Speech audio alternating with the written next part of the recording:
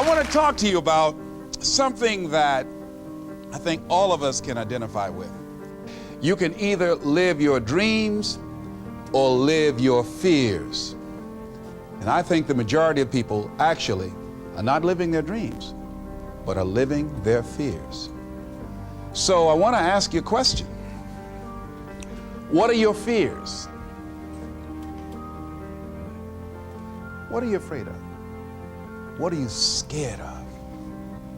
Because we all have fears, don't we?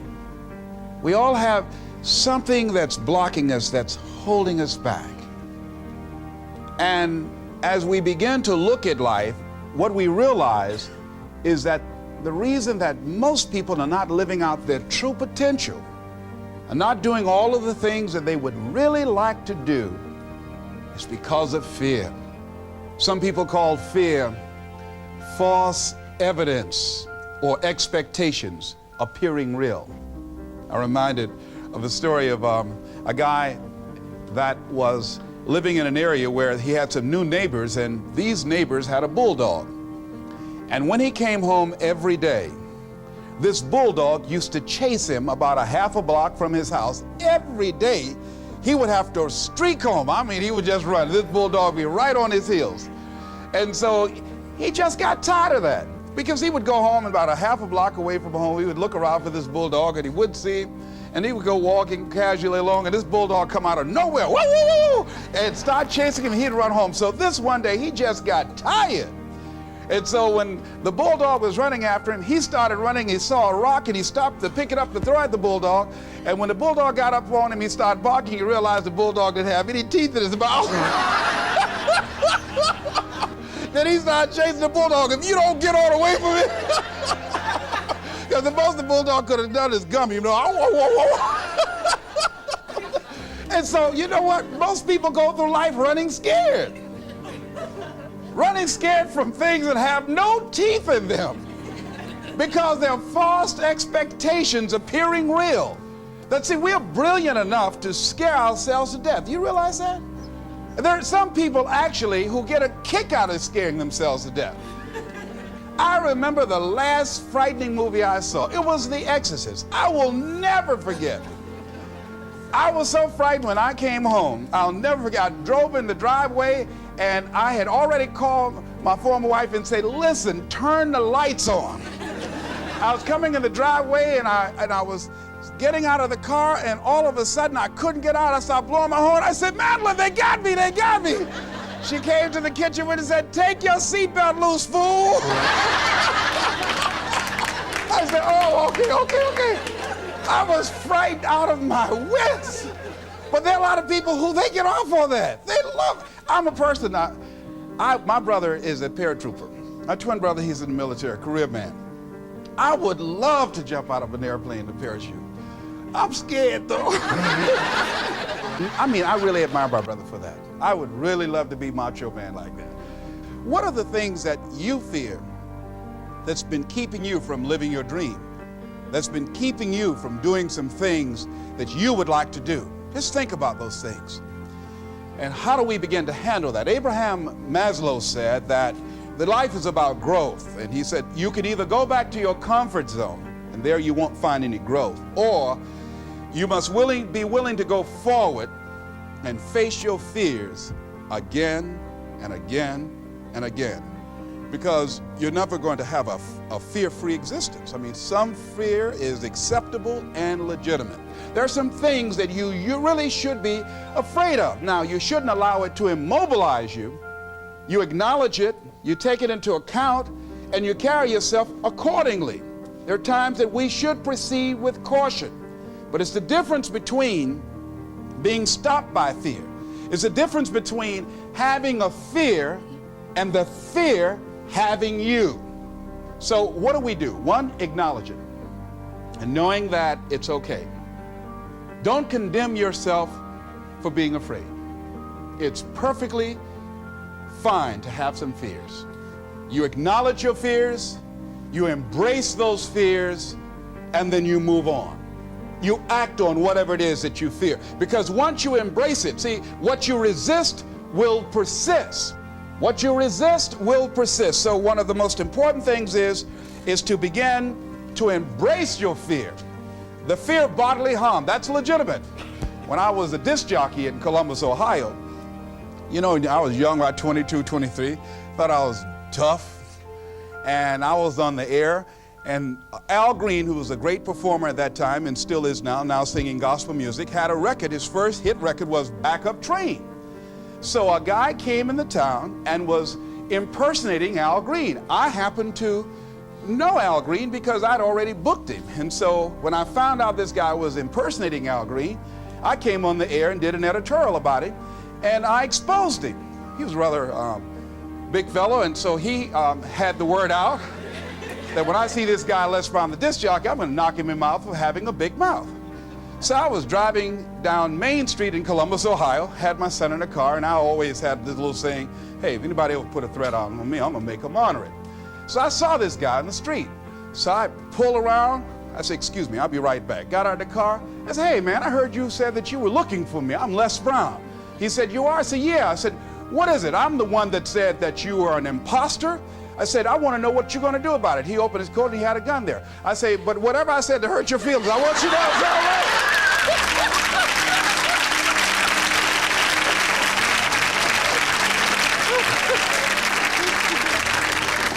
Acknowledge your fears, carry yourself accordingly,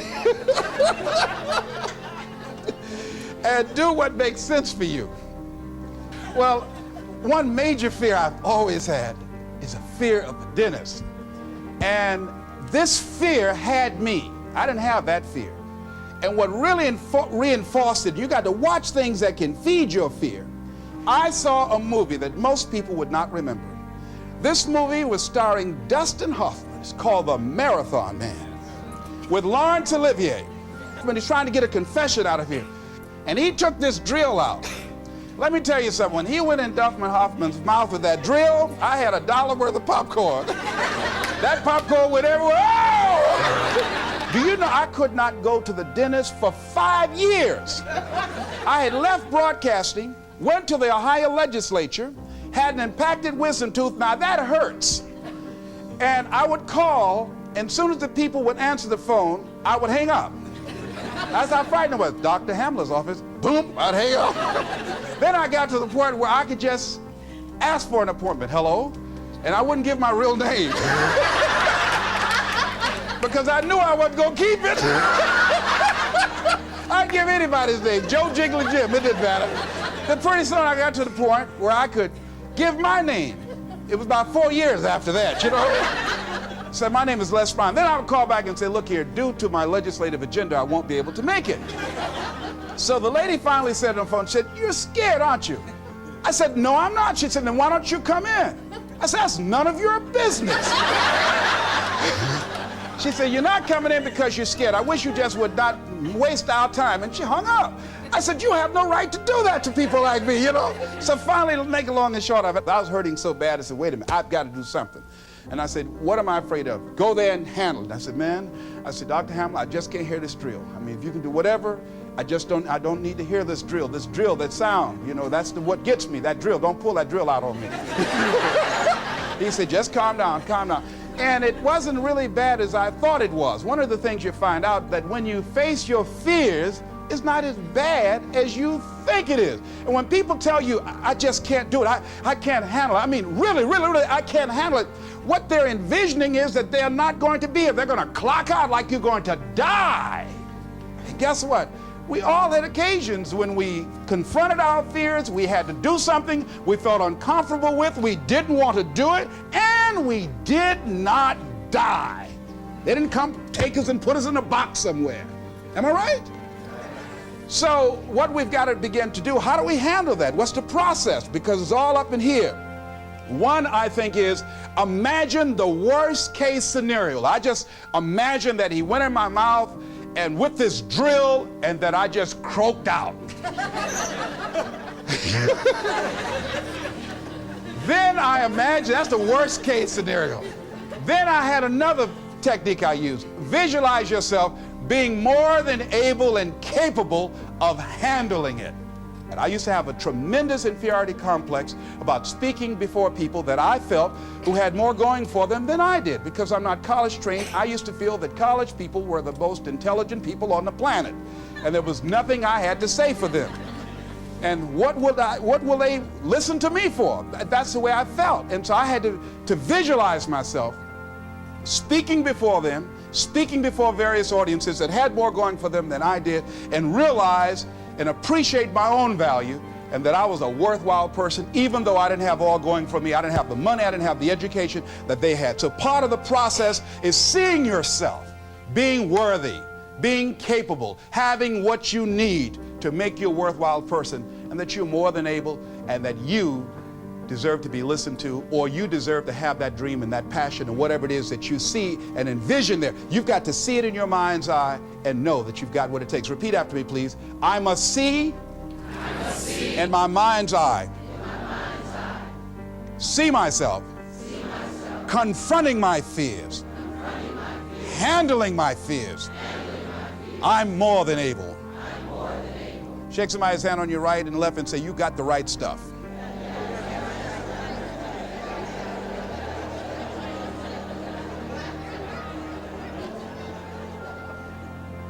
So deciding as you look at your life, as you look into the future and say, what fears am I holding on to?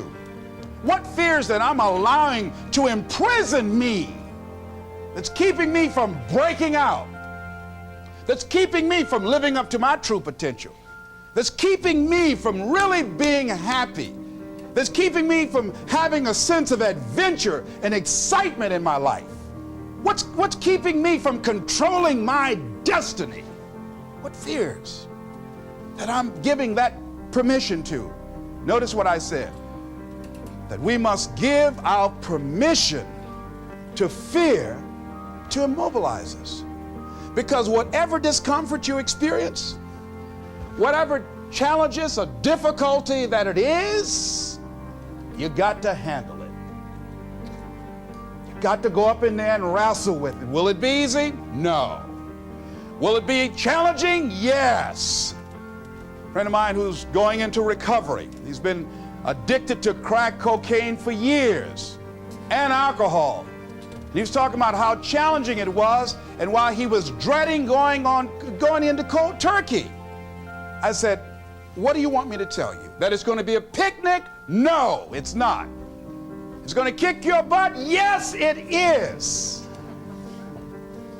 Are you going to want to die? Yes, that's a part of it. But that's just what you must go through in order to get where you want to go. And guess what? You are strong enough to do it. You're strong enough, and your life is worth whatever you have to go through to get past this addiction. Whatever you have to do. This dream you got, whatever you want to do, will it be easy to just run out there and do it? No. Will it happen overnight? No. Will it be a struggle? Yes. Will there be times when you can't make ends meet? Yes, that's a part of it. Will there be times you won't know what to do? Yes, that's a part of it. Will you have some opposition? Will things go wrong sometimes? You will have many visits from Murphy. Now, if you're saying, well, who's Murphy? Don't worry.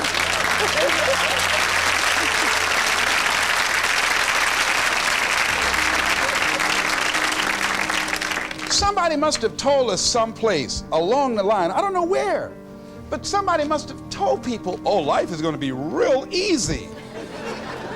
No. If they told you that, I've got a special announcement. They lied. I'll never forget, I had a special piece of legislation I wanted to get passed, and I said to a guy, I said, look here, can I count on your vote? He said, yes. And look here, if I can't count on it, let me know. There's another guy that owes me a chip, and I can call on that. And I won't need your vote, but I do need it. If you say you're going to do it, do it. You say you can count on it. Legislation came up. He voted against my bill. My bill passed. I went back to him and said, hey, I told you I needed the vote, but if you couldn't give it up, let me know. I would get somebody else. I said, why did you tell me? He said, I lied. I was in shock. How many of you that life just wore you out? That you didn't expect that? You thought you'd go to school, get good grades, get a job, and you came out here and you'll be able to get a job and live happily ever after, and you say, they lied. Yes, they did.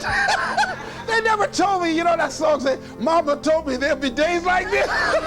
They didn't even tell us that. Isn't that something about life is challenging? I mean, it's some stuff you get out here, you didn't read it in a book nowhere. Didn't nobody warn you that it was going to come down on you like this. That's called life. There are all kind of challenges like that. So what's the next piece is that you accept yourself, then you accept the fear as a fact and not a force. See, when you accept yourself and you accept fear as a fact, that means that it's something that happens. It's something that you're going to experience, but it is not a force to hold you back. It doesn't have any special power other than that you give it. So you accept the fact that you are afraid, and then you move on anyhow. You move on past it, and you do whatever you've got to do. I was at a big motivational rally for a gentleman by the name of Dexter Yeager down in the Carolinas. I was standing backstage, and I had to go out. I was the last speaker on the program. It's the first time I'd been in a stadium of this size, over 10,000 people. You couldn't see the people because the lights are just blaring in your eyes, called Free Enterprise Day. I was afraid. My heart was beating fast. I was just pacing back and forth. And Dexter said, "Are you all right?" I said, "Yeah." "Yeah, I'm all right." So I said, "Wait a minute, just calm down. Calm yourself. Hold a minute. It's all right, Les. It's all right. All right. Just be as scared as you can be." See, that's why I say embrace that fear. Just try and see how scared you can really get. And start breathing deep. So the guy came back and said, "Are you about to die or something?" I said, "No, I'm fine." But after I started embracing it and trying to make myself as afraid as I can get and imagine what's the worst thing that I could go out there and do, my mind go blink and I faint on stage, that's the longer they gave me my check.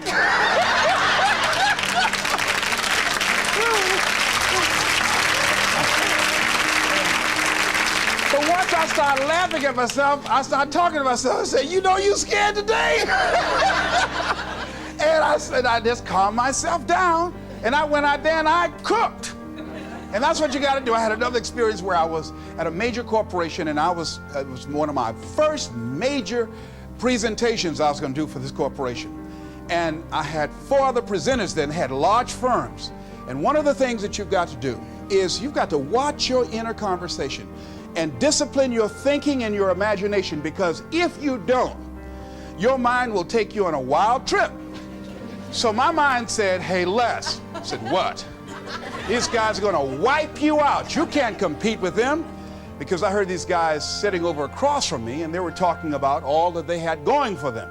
And so I started doubting myself, and I became afraid, and I was thinking, well, maybe I shouldn't go in there.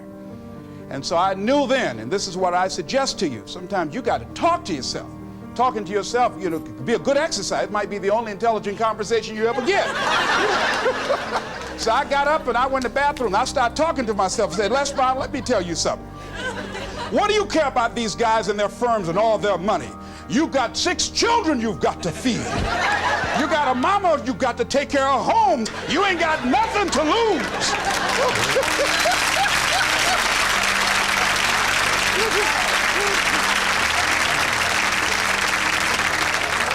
I went in that room and looked at those people. I said, "Don't you do nothing till you hear from me." And I got that contract too. You gotta do it.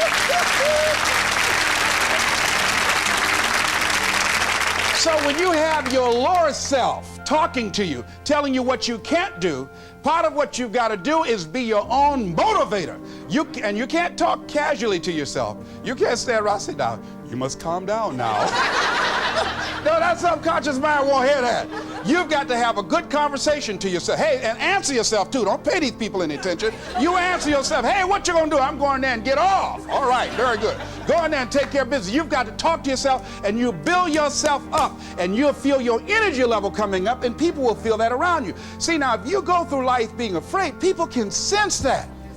They can pick up that fear. So that's why you've got to stand up inside yourself. I'm reminded of the little boy that was on a bus, and some bigger fellows were picking at him, you know? And so he wanted to move from by them. They were thumping him on the head. And so he stood up just to get from by them, and they would push him back down. And he would stand up again. They push him back down. And he stood up again. They pushed him down, held him down.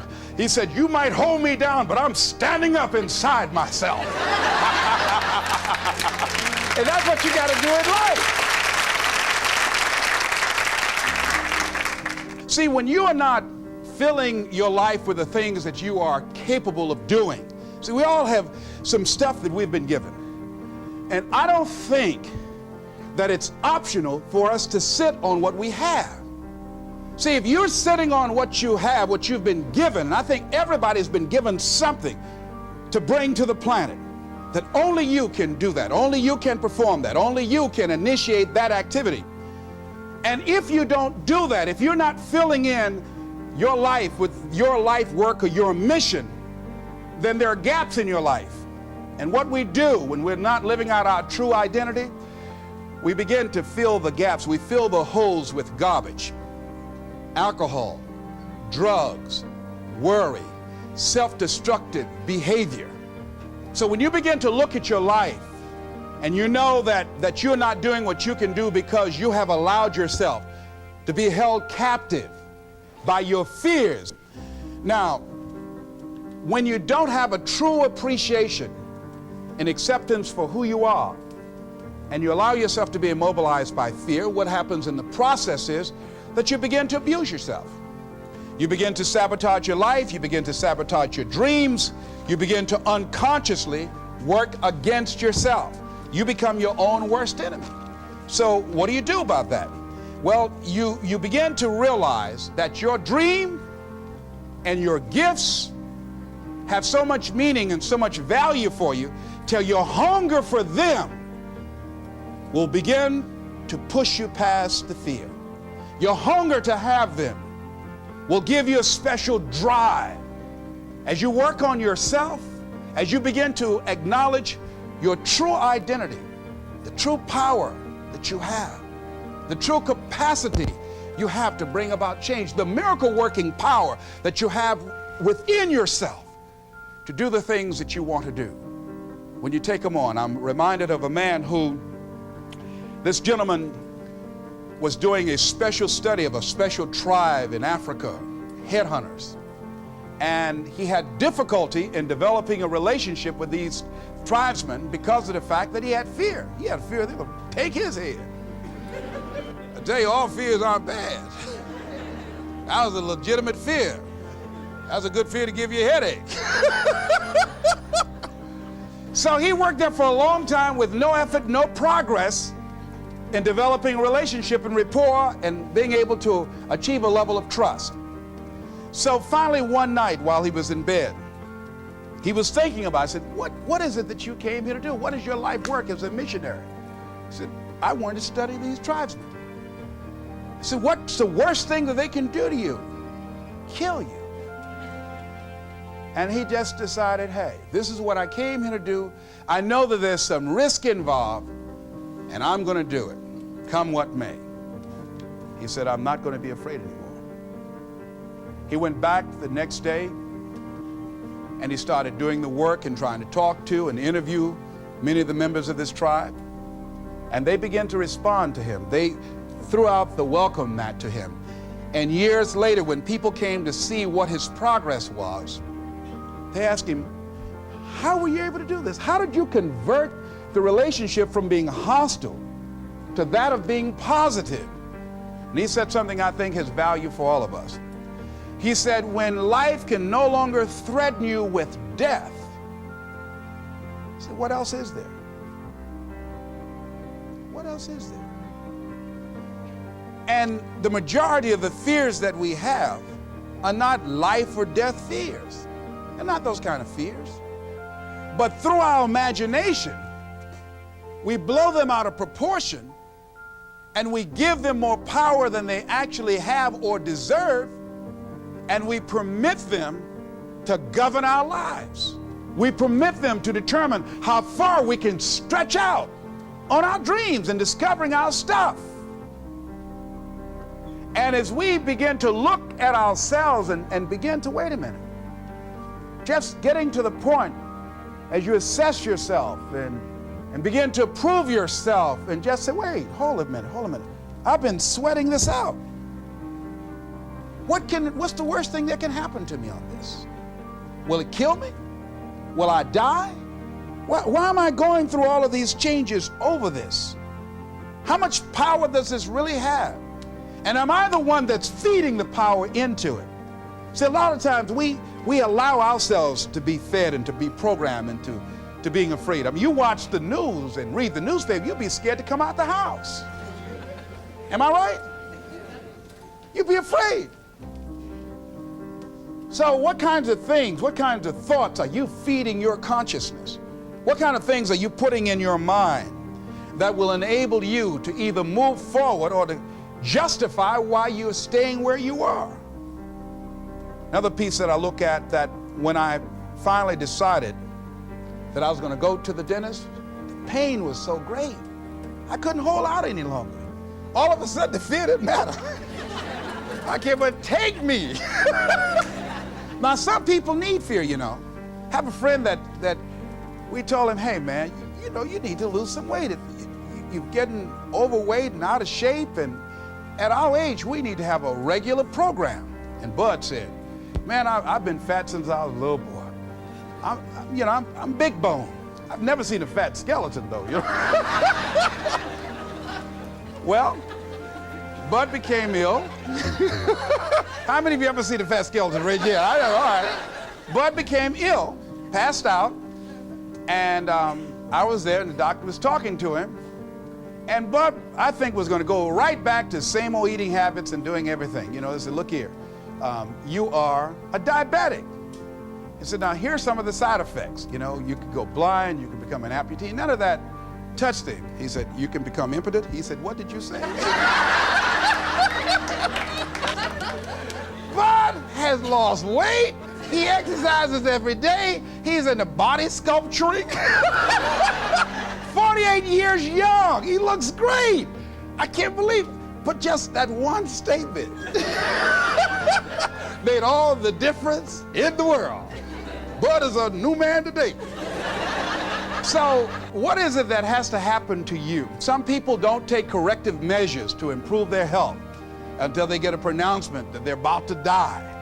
Then they'll start, okay, all right, I'm ready to do whatever you want me to do. But they won't do that. They can see people dropping off like flies around them. Well, that's them. You got to go from something. We go through life really blocking ourselves constantly. And fear is one of the greatest instruments that we could use to stifle our true potential. When you begin to look at your life, you can decide to use fear as a blocker, or you can decide to use it as building blocks. That you decide, hey, look here, I'm going to move in this direction. I'm not going to allow anything to stop me from doing what I want to do. Shake somebody's hand on your right and left and say, I'm unstoppable.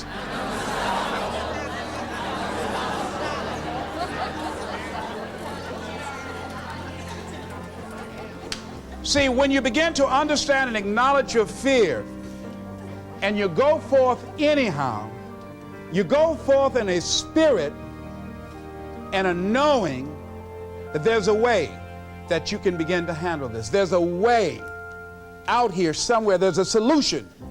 What it is that you're seeking, that you have the capacity to whatever comes up, to handle it, to face it. And rather than feeling powerless, you begin to feel powerful. See, when all of the major downsizings that are taking place around this country, there are a lot of people who are biting their fingers in fear that they might lose their jobs.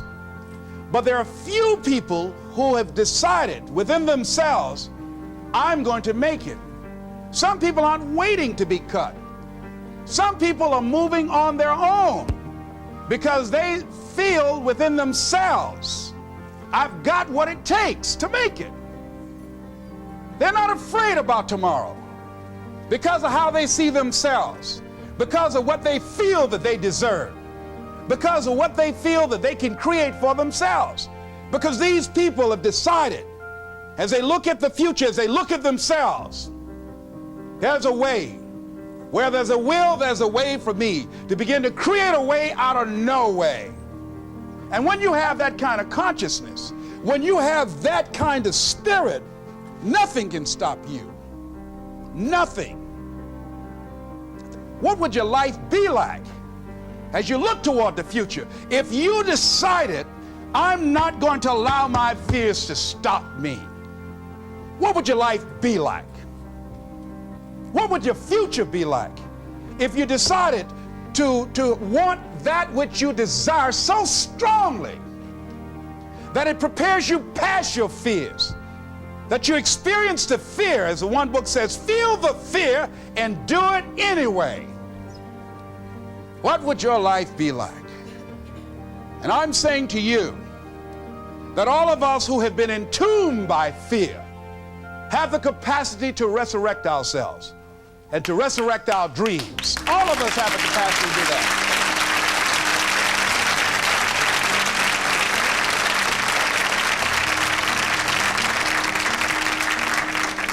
And you have, is it easy? No. It's not easy. Can I do it? Yes. What's one of the ways to get started? Some of us need somebody to hold our hands.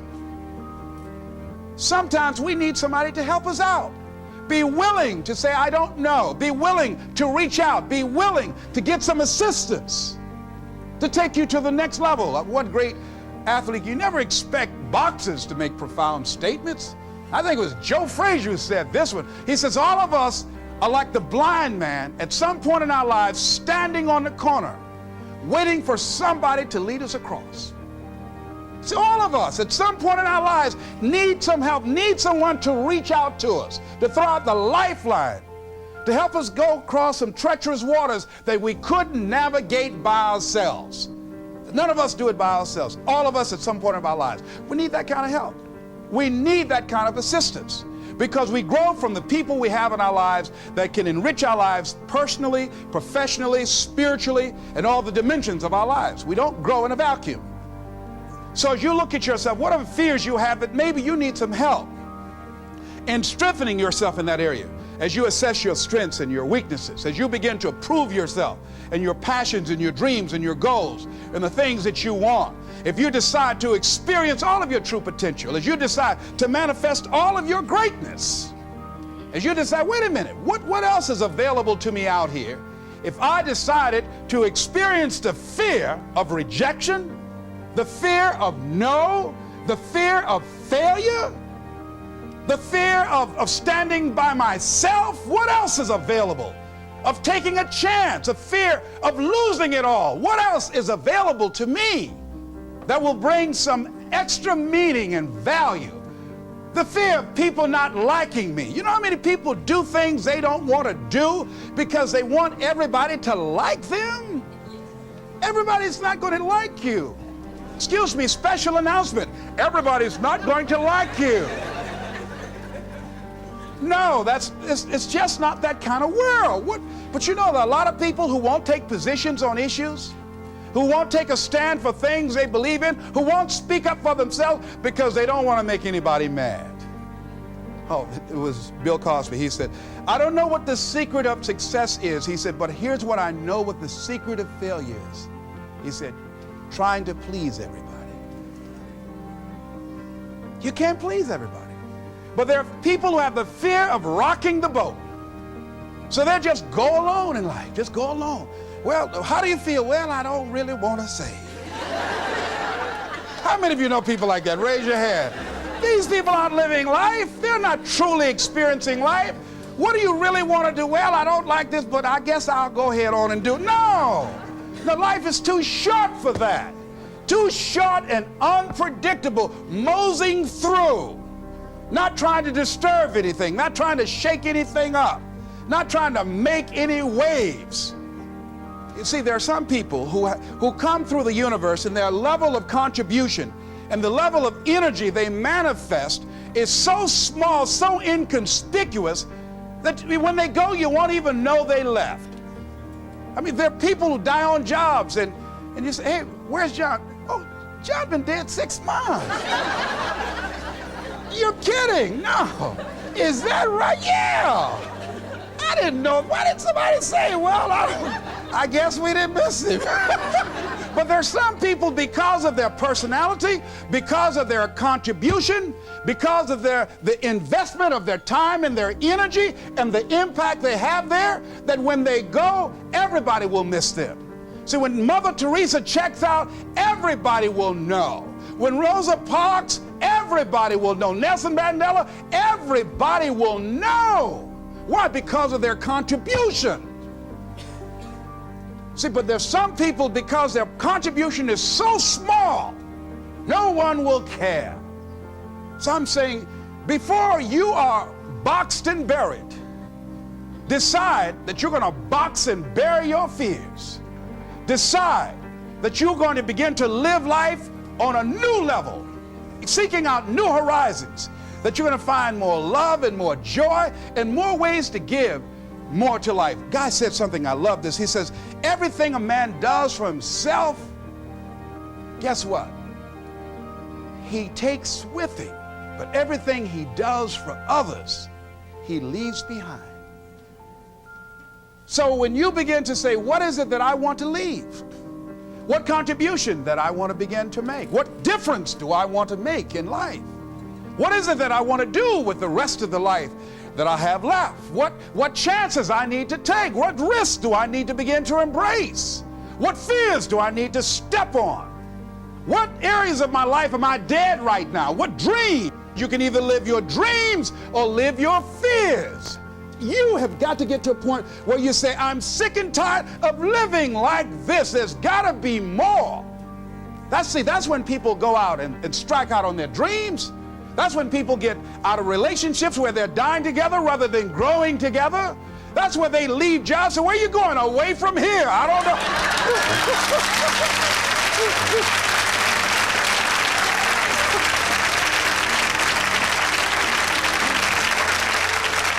Do you have another job? No, I don't.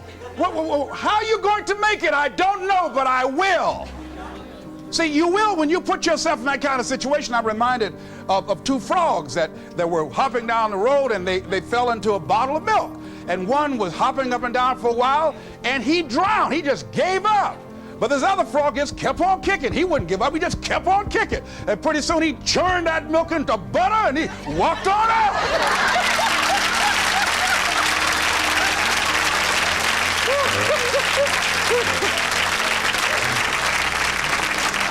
So I'm saying, when life catches you by the neck and blind slap you, whap and knock you down, I said, just keep on kicking, you know.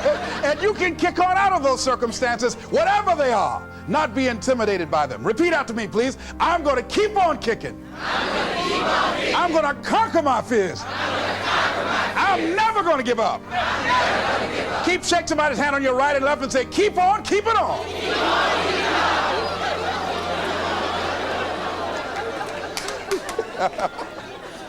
I tell you, one of the exciting things about life is you got to keep the child in you. Little children dream. We used to go to work with my mama, and we would be riding across Miami Beach. My brother and I would be arguing, that's my car. No, that's your car. That rutabaga over there. Well, that's my house. Mama, tell him that's my house. I had that house yesterday. How many of y'all did that as kids? Raise your hand. But then after we become adults, life slap you side the head a few times, and then you don't dream anymore. Bigger Thomas in the book, The Invisible Man, I think it was, he said, the impulse to dream has been slowly beaten out of me through the experience of life. And most people, ladies and gentlemen, have stopped living their dreams because of the lessons they've learned from life or things they've picked up, because we've only been born with two fears. The fear of a loud sound or the fear of falling. And all the other fears are fears we learn, fears we pick up. Whatever you're scared of, little life, the value you brought to the planet, far more important than whatever you're afraid of. You're stronger. So as we begin to look toward the future and look at what will it take for us to break through those fears, one, acknowledging the fear, knowing it's all right, some fear is healthy. Beginning to know that your dreams, your passions, your drive to achieve whatever it is you want, as it has more power and meaning, it will move you past your fears. As you begin to feel that you deserve it, your passion and goal is so strong, the fears won't matter. As you begin to trust yourself and put yourself in the situation where you have to make it happen, you will make it happen. Ladies and gentlemen, I don't believe this. I know this from my own life experience. I know that you've got greatness within you. I know that you have unlimited potential in you. I know that you have something to give to the universe that was not here before you showed up. Somebody said that life is God's gift to us, and how we live our lives is our gift to God. What kind of gift are you giving? And what kind of gift could you give if fear wasn't an issue? And I'm saying you can have fears, but don't surrender. Don't let your fears have you. You're more than capable of making this your decade. This is Mrs. Mamie Brown's baby boy, Leslie Calvin Brown, saying, it's been a plum-pleasing pleasure as well as a privilege. Thank y'all here. Let me share with you some of these quotes I got from them, and I would speak on it, okay? Speak extemporaneously during the time that I responded. I want you to like this page and share it. You're going to have a lot of fun with this. Like this page and share it. Here's one. Are you waiting on the illusion of perfection before you go live with your life? See, a lot of people, they procrastinate. Well, I'm not good enough yet. You're not good enough yet. Are you waiting on the illusion of perfection before you go live with your life? Are you aware of the fact that you will fail your way to success? Are you aware of the fact that you don't have to be great to get started, but you have to get started to be great? Are you willing to let something die in you today that you should be going live with tomorrow, waiting on the illusion of perfection? I was one. Let me go to another one. I just love this. Okay. Here we are. Are you allowing the fear of tomorrow rob you of the joy of today? This is by Steve. Are you allowing the fear of tomorrow rob you of the joy of today?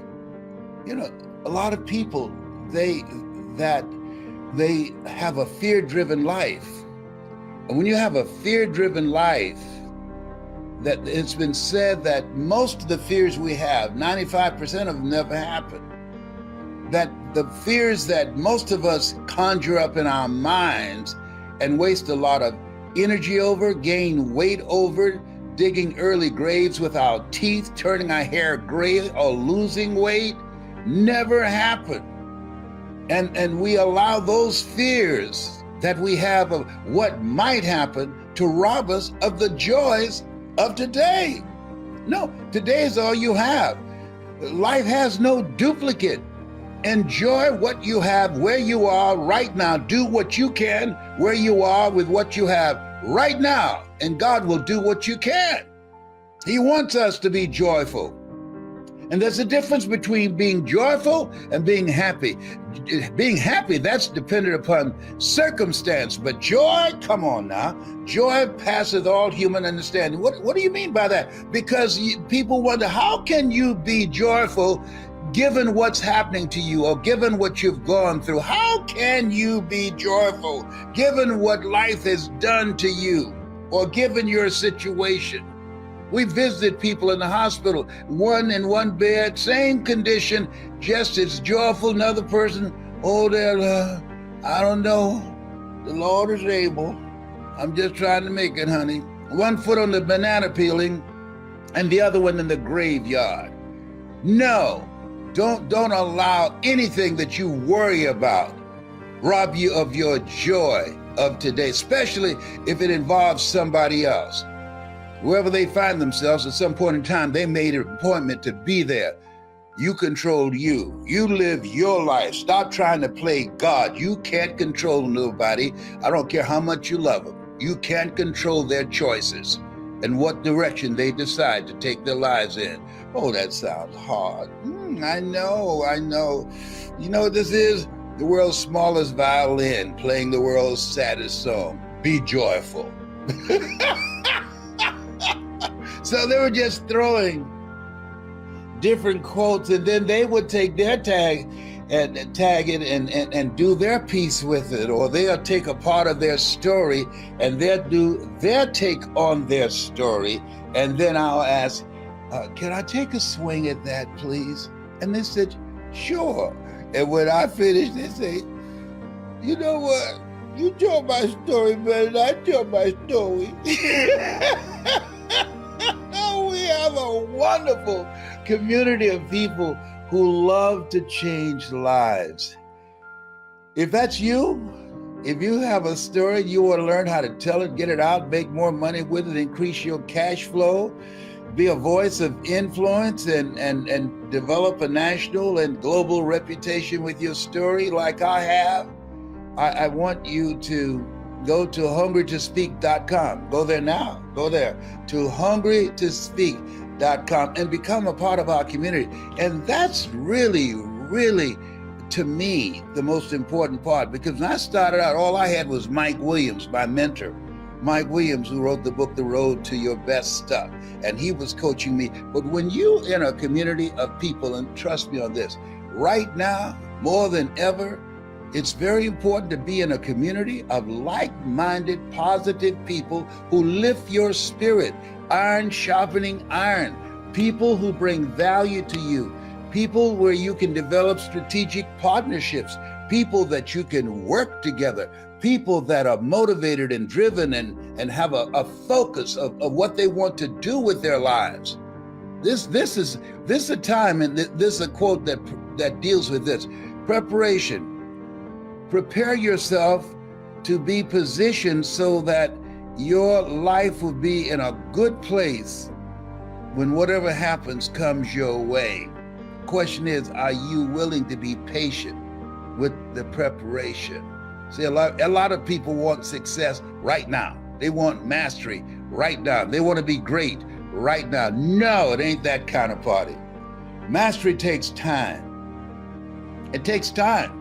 And it takes coaching, and it takes practice, and it takes being around other people in a group that you feed off each other and give each other strength and hold each other accountable. And magic happens when you do that. There are different types of faith. Yes. One type of faith is the faith that you have in yourself, the faith that you have in your dreams, your future, right? Yes. Another type of faith is the faith that others have in you that make you stronger.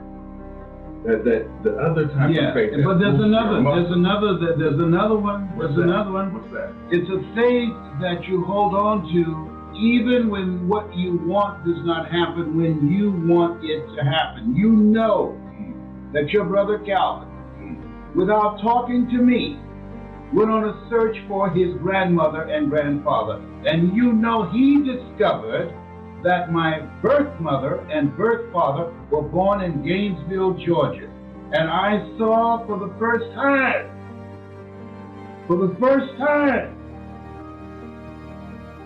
their pictures. For the first time, I heard an audio program. One of my cousins played for me, Tiffany, and I heard my birth mother's voice giving a poem. Dorothy Bell Rucker, my birth mother, she was a motivational speaker. You know, you can't make this up.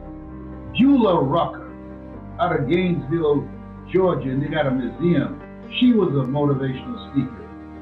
Dorothy Bell gave me life, but Mamie Brown taught me how to live life, to be unstoppable, to have the faith to call forth those things that be not as though they were. And so we're having this event, and this is not for everybody. This is for people that can hear our voices in their heart. Now, if we had a lineup with comedians and entertainers, you couldn't get in the place. But when you're talking about creating a new life, the road to life is straight and narrow, and few there be that find it. I was on an airplane, John Wesley, and I was shocked that over half the plane, everybody was dressed in white. So I asked the young lady, I said, why are you all dressed in white? Oh, we have a group that we have white parties. I said, and? What do you mean by that? Oh, we fly cross country and we have dances and entertainment, and we're all dressed in white. People get on a plane and fly around the country in white for entertainment. Yeah. But that same group of people, I guarantee you, would not spend a nickel to fly to a place to invest in themselves to create a new life for themselves.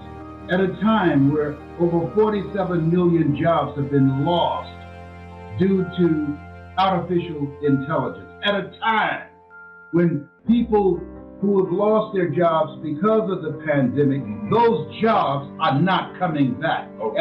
At the time, millions of people are cringing in fear and waiting on a stimulus check that won't stimulate anything or anybody.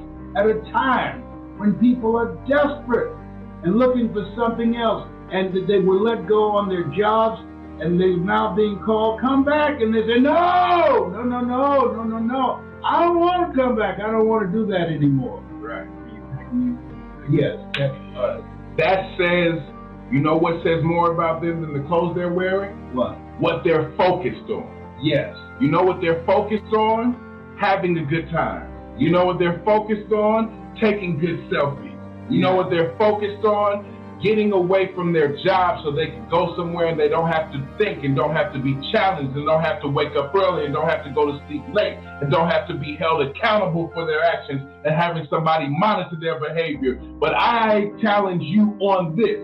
If they had the focus and the faith to market to those people, to fill up a plane with people wearing white or purple or pink or whatever, what gives us the right not to make this event, Hungry for Greatness with Les Brown, filled up with people coming in from all around the world, all around New York, all around DC, from Philly, from California. People are coming in from Amsterdam, from London, from Europe to be here.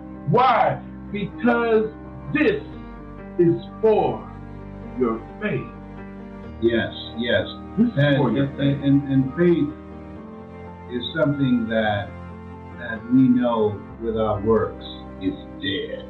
And you got to do the internal work and the external work. You've got to be willing to work on yourself now. This is a different landscape. Who you've been in the past, you got to make a radical change. This is a different space. I remember the time somebody sneezed. I was on the elevator with a guy and he had his mask on.